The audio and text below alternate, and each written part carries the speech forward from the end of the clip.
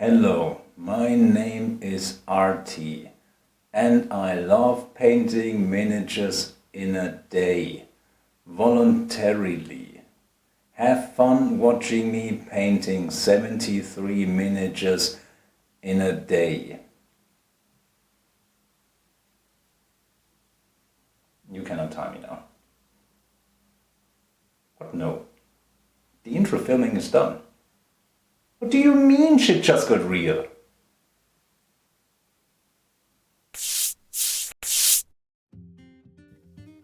It came to my attention that some of you think with the black background and directly speaking to camera makes it look like I'm a hostage in someone's cellar and I'm made to paint all those miniatures, which is clearly not the case.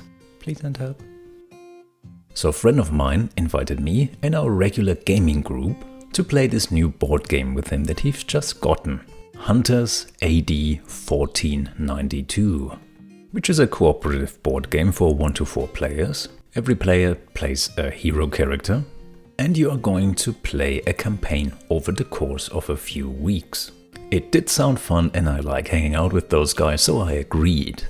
And unbeknownst to me, this was just a ruse.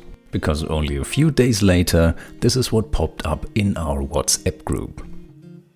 If only I would knew someone who would paint this for his YouTube channel in one day. Well, of course, this game also had miniatures. But my friends know how to play me. Of course I can't turn down a good challenge. So I picked up the miniatures on an unrelated board gaming night. The exact time was 3 AM on a Sunday morning. And on Wednesday, 7 PM, we are going to start with our campaign. And I knew I had exactly one day in that time frame where I could finish this project. 73 miniatures, 24 hours. Let's get into it. And contrary to popular belief, I am a smart guy. I do learn from previous experiences and mistakes. So after priming those miniatures black, I went for a cenital highlight. But this time around with a much more medium grey than the lighter one on the left I used before on those Space Marines and Tyranids. I still can't fathom how easy it is to achieve gorgeous results utilizing cenital highlight.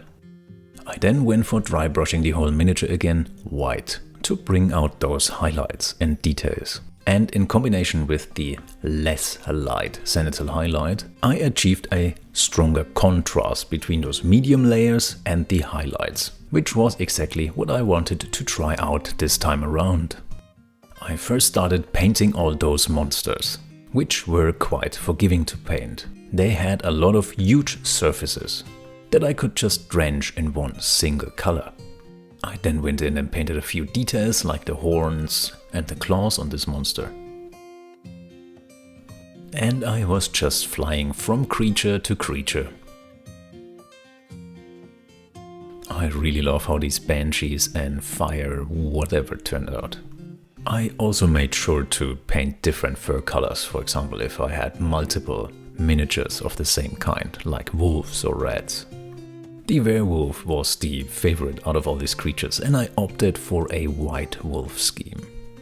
And this fly right here was a little nod to the Tyranids I just painted recently. Painting those monsters was a breeze. It was mostly 3 colors, sometimes 4 per model. And they, as mentioned before, had very large surface areas, so thanks to the work I did earlier with the cenital highlighting and the dry brushing, it was just drench one big area in one color and watch the magic happen. So 3 hours later, all those monsters were painted. And with priming, highlighting and dry brushing, this put me at around 5 hours. There's still plenty of time left for those humanoids. So all those human miniatures had a few paints in common. For example, the skin color, leathery bits and metallic parts. So I started by painting all those miniatures simultaneously. I picked up the miniature, I painted the leathery parts and then I picked the next one up. This again allowed me to paint them quite rapidly. With a steady hand, always making sure not to stain any of the areas you don't want to. Because this again would ruin the whole work we did before. Those assassins are by the way left white. If you're going to offer me an Ezio figurine, I'm going to paint it like Ezio, especially if it means less work for me. For the metallic parts, I opted for using a dark grey instead of a true metallic paint. First of all, I simply wanted to see what it's going to look like. And secondly, this is going to make it a lot faster again. Metallic paints are usually thicker, so it takes longer to paint them on the miniature. Also, it's a pain in the ass to fix if you're going to make a mistake. And to make them look good, I usually use a shade, so this is going to be another step. But I also had an artistic reasoning for that. The game is set in a very dark and gritty setting, so I wanted those miniatures to, on one hand, be colorful, because the drab and grey Middle Ages are a myth, but I still wanted everything to look dull and gloomy. So a darker, stained armor that isn't shining fit quite well. Then I also painted some clothes that I didn't want to be the distinguishable feature, like some pants, in a dull color as well. And it again allowed me to just go from miniature to miniature and get the progress in. Then it was time for the individual colors. Red pirates, blue crossbowmen, green bandits, and yellow handgunners. Shout out to my Avaland boys. I then went ahead and painted all those heroes and boss characters. 10 hours in and all that's left is painting those bases. So I got out my favorite base color and went for it. And now all that's left to do is a little bit of rimming.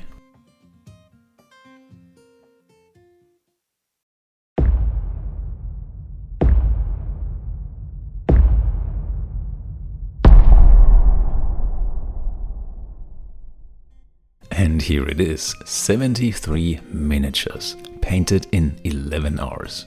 And it once again begs the question, should a reasonable adult human being do that? And the answer is, of course not. But reasonably adult stuff is not what we do here. This, by the way, is the party that we went for. I'm the blue guy. Well, obviously we needed a tank. Well, so I cannot recommend painting 11 hours straight. What I can recommend though is the board game. It's quite challenging and actually very fun. Nice combat mechanics. It's technically D&D for people in a hurry. I, by the way, left out the end boss in this footage here. It does in fact come in a box that says, "Do not open before the encounter." Unless you're the stupid guy who's going to paint all those miniatures. But I'm going to act very surprised when we finally reach it. All my friends, by the way, were extremely flabbergasted when I showed up on Wednesday with all those miniatures painted. I mean, they know me by now, so they sorta did expect it, that it happens, but they still couldn't believe it when they saw it. And let me tell you, those miniatures look very nice on those gaming boards. It's a night and day difference to those grey miniatures. The immersion just hits differently. So remember kids, always paint your miniatures. Or at least get yourself a friend who's stupid enough to paint them for you. Well, I gotta go and ask nicely if I'm going to get let out of the basement for once. I mean, I heard it's summer by now, so the sun must be shining. I can't wait to finally feel it on my skin again. And in the meantime, have fun painting your own miniatures, and I'm going to see you in the next one.